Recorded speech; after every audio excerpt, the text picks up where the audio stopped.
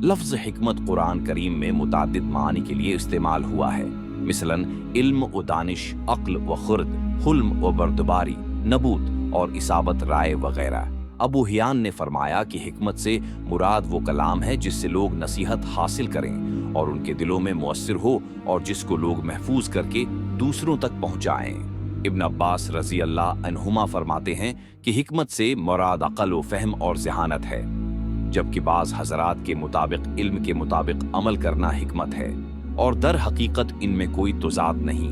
ये सभी चीज़ें हिकमत में दाखिल हैं।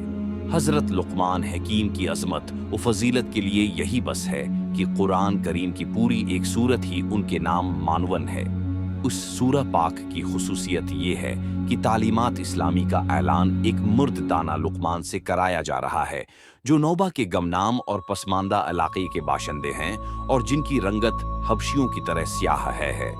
लुक़मान हकीम बड़े प्यारे अंदाज में अपने लख्त जगर को नसीहत करते हुए सुनाई देते हैं। उसमें हिकमत इस हकीकत को आश्कारा करना है कि इन महासिन से जो भी अपने आप है को आरास्ता कर ले, वो सारी इंसानियत की निगाहों में मोहतरम हो जाता है।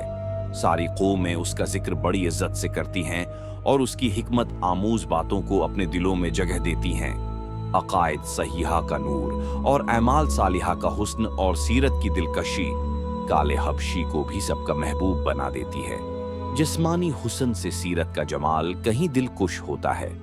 उसकी बरकत से भरे नुकूश और काली रंगत पर भी एक ऐसा रूप आ जाता है कि बड़े बड़े हुसैनान आलम मबहूत होकर रह जाते हैं।